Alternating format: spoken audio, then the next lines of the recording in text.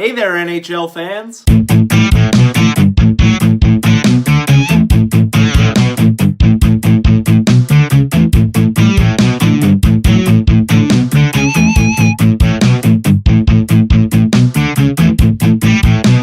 Welcome back to BNG Hockey, where it's always black and gold. Now, it's pretty obvious that the Boston Bruins are my favorite team, but I am a huge NHL fan, and for you huge NHL fans out there, you know just how long this summer can be. After free agency, it gets so boring, and you feel like the season is never going to come, but there's a glimmer of hope, and it's named NHL 19.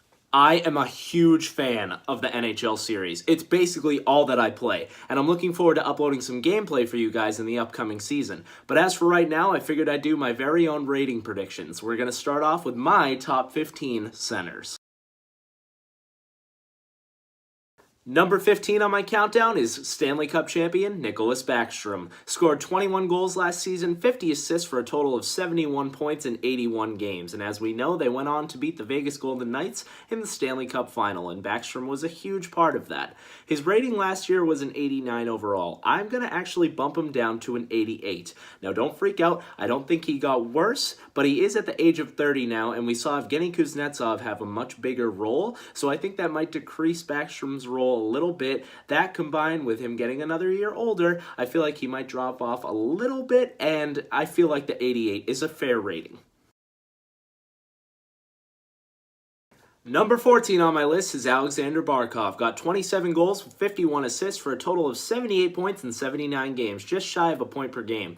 Playing with some really nice players like Huberdeau, Dadonov. They added Hoffman, who I think has the potential to be a 30-goal scorer on that team. He's on a Florida team that is on the rise. And if he wasn't on Florida, I feel like he would be talked about a lot more. At the age of 22, Barkov has already established himself as an elite center in this game. He was an 88 last year. I'm going to keep him at an 88 with some high potential because I think this team and Barkov are on the rise. Number 13 on my list is Stanley Cup champion Evgeny Kuznetsov. Scored 27 goals, 56 assists for a total of 83 points in 79 games. As I said in my Backstrom clip, I think Evgeny Kuznetsov will have an even bigger role coming into the next season, and that will help him out a lot. He was a huge performer in the playoffs for them as well, led the playoffs in points, really nice goal scorer as well. He's only 26, and I think he has some potential. He was an 86 last year. I'm bumping him all the way up to an 88.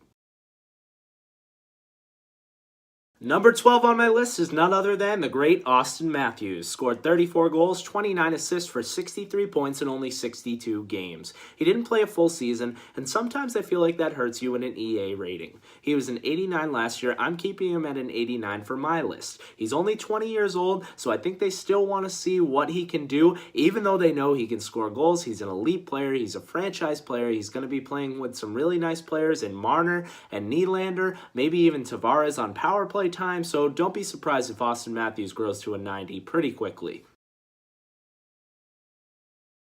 Number 11 on my list is ex-Bruin Tyler Seguin. 40 goals, 38 assists, 78 points in 82 games. 40 goals is really impressive, especially for a center. He plays with some great players like Jamie Benn, Radulov, and Val Nichushkin is going to be coming back from the KHL, and they had some great chemistry as well. Tyler Seguin really improved his defensive game under the new coach. I think that's a really big step up for him because we know how hard that was for him in the beginning of his career. He was an 89 last year because he's bumped up the defensive game and can continue to score 40 goals. I'm putting Seguin at a 90. Starting off the top 10 is the newest Toronto Maple Leaf, John Tavares. Scored 37 goals, 47 assists for a total of 84 points in 82 games with the New York Islanders last season. He doesn't have a lot of help there. Matt Barzal is good, Bailey stepped up, Anders Lee is a pretty good shooter, but other than that, Tavares kind of did it all himself. Really impressive totals. Now that he's with Toronto, it's going to be really good totals. He's going to play with Mitch Marner probably if they keep Nylander and Hyman with Matthews. He might even play with Patrick Marleau. So he's going to be surrounded by some nice players and get a lot of power play time. He was a 90 last year. I'm keeping him at a 90 just because I don't exactly know where he's going to play in this Toronto Maple Leafs lineup. Who's going to be the shutdown role? Who's going to see the first lines? Who's going to see the second lines? Is he going to get first power play, second power play? What's the deal? Don't really know, but don't be surprised if John Tavares gets bumped up to a 91 or a 92 if he can really go and put on a show in Toronto. Number 9 on my list is Mark Scheifele. 23 goals, 37 assists for 60 points in 60 games. He's a point-per-game player. Now, I know I said in the Matthews clip that missing games can hurt your EA rating, but I also said that the age matters. Mark Scheifele is 25. Still a very young player, but a little more going towards his prime than Austin Matthews is. That matters in EA. He's going to be playing with guys like Patrick Laine, Nikolai Ehlers, and Blake Wheeler, who are always up there in high totals as well. Mark Scheifele was an 89 last year. He's going to be a 90 in my book. Number 8, the captain of the Philadelphia Flyers, Claude Giroux. 34 goals, 68 assists, 102 points in 82 games. Now, I know what you're thinking. He put up 102 points and doesn't even crack the top 5. Really, Dylan? Well, here's why. Sean Couturier had a really amazing season last year, and I don't know if he can put the same type of season together again. Wayne Simmons and Voracek are a year older. Their core as a whole is a year older. I think that's going to hurt the Flyers a little bit. They were kind of on the edge of the playoffs a little bit, so we'll see where they are. Claude Giroux is a really nice player. He was an 89 last year. I think he definitely deserves to be a 90. Number 7 on my list is Nathan MacKinnon. Scored 39 goals, 58 assists, 97 points in 74 games. He's only 22. Plays with Mikko Rantanen and Gabriel Landeskog, and that's about it. So the fact that he almost got 100 points without even playing a full season, Nathan MacKinnon goes from an 89 to a 90. Number 6 is my man, Patrice Bergeron. Really hurt me to not put him in the top 5, especially on his birthday. Turned the age of 33 today. Last season put up 30 goals, 33 assists for 63 points in 64 games, just shy of a point per game. Yes, he's 33, but his two-way game is incredible. He's the best two-way forward in the entire league. And if he continues to play with elite players like Pasternak and Marchand, he's going to be right up there again. He was a 90 last year. I think Bergie deserves to be a 91. Starting off the top 5 is Anze Kopitar. Scored 35 goals, 57 assists, 92 points in 82 games. Anze Kopitar is a great two-way player. Won the Selke this season. Congrats to him. Should have been Bergeron's. Anyway, he's a really great player who's stepped it up and is a great leader for that team. He's the captain of the LA Kings. They add Ilya Kovalchuk. If he can play even half of like he used to play and plays with Kopitar, Kopitar's going to have another great season. He was a 90 last year. He gets a 91. Number 4 on my list is Tampa Bay captain Steven Stamkos. 27 goals, 59 assists, 86 points in 78 games. The Tampa Bay Lightning are looking like a Stanley Cup favorite right now. If Steven Stamkos can keep it up, I think he should shoot a little more, honestly. 27 goals seems kind of low for me. I think he'll get over 30 next season. He was a 92 last year. I'm keeping him at a 92.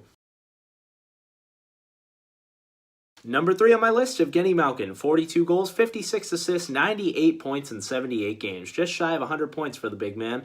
31 years old, getting up there a little bit, but I think he'll still be fine. Pittsburgh Penguins are always an elite team and a contender.